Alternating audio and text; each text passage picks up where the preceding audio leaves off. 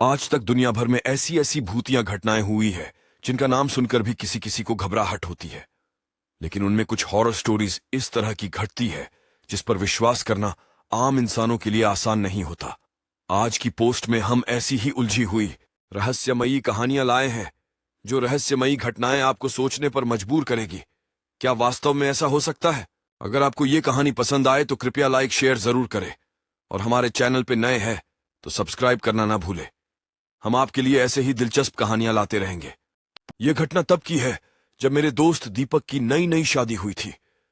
21 मई 2017 को वो दीपक और शिवानी की शादी हुई, और दोनों एक दूसरे के साथ बहुत खुश थे। दीपक हर रोज शिवानी को कहीं ना कहीं घुमाने को ले जाया करता था।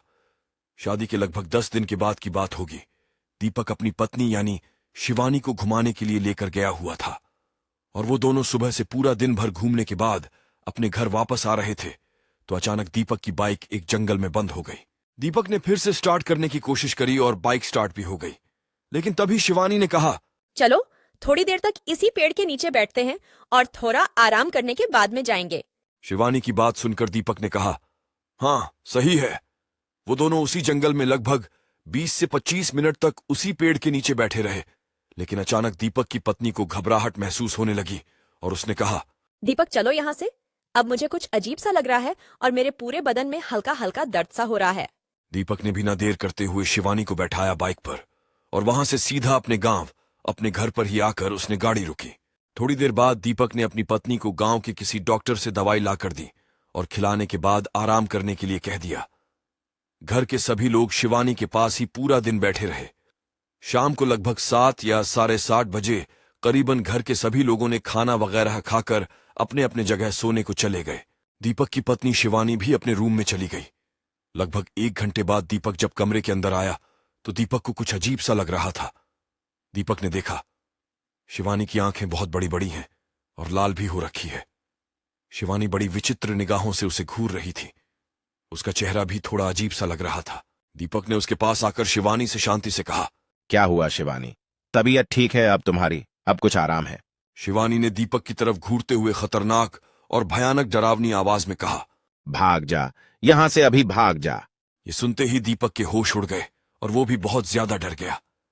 जब शिवानी ऐसे बोल रही थी तो उस समय उसकी आवाज खतरनाक और डरावनी तो लग ही रही थी, लेकिन वो आवाज किसी आदमी की लग रही थी, और वो उसी आदमी की आवाज में ही दीपक को भगा रही थी। ये देखकर दीपक डर तो गया था, लेकिन वो अपनी पत्नी को ऐसे छोड़ भी नहीं सकता था। उसने अपनी पत्नी को पकड़ा और जाकर बेड पर बैठ गया। लेकिन तभी अचानक शिवानी के अंदर जैसे बहुत ज्यादा ताकत आ गई हो। उसने दीपक को झटक कर नीचे गिरा दिया और उसके सीने पर जाकर पैर रखकर खड़ी हो गई।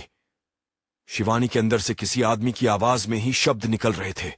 वो बोल रही थी, तुझे अभी मार दूंगा, तू अभी मारा जाएगा, नहीं तो चला जा यहां से, इसको तो मैं लेकर जाऊंगा। अब ये मुझे अच्छी लग गई है और अब ये मेरे साथ चलेगी।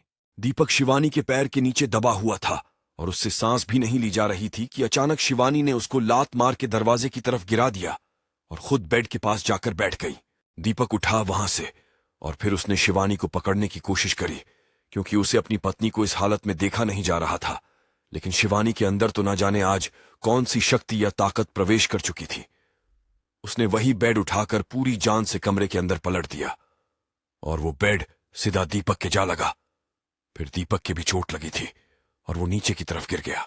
दीपक नीचे गिरा हुआ था कि शिवानी ने दीवार पर सामने लगा शीशा उठाकर दीपक की तरफ मारा और शीशा पूरे में टूटकर बिखर चुका था। लेकिन किसी तरह शायद दीपक इस शीशे की चोट से बच गया। उसी टूटे हुए शीशे पर शिवानी आकर अब नंगे पैरों लिए चलने लगी। जहां जहां शीशे के टूटे बिखरे हुए थे, शिवानी उन्हीं के ऊपर चल रही थी, और शिवानी के पैरों से बस खून ही खून बह रहा था और पूरे रूम में खून खून हो चुका था। शिवानी उसी खतरनाक आवाज में चीखती और चिल्ला रही थी। ऐसा लग रहा था कि कोई आदमी इस कमरे में चिल्ला रहा हो। आखिर क्या हुआ शिवानी के साथ? क्यों हुआ? वहां किसी आदमी की चिल्लाने की आवाज क्यों आ रही है? कौन है वो आदमी? आखिर पेड़ के नीचे ऐसा क्या था?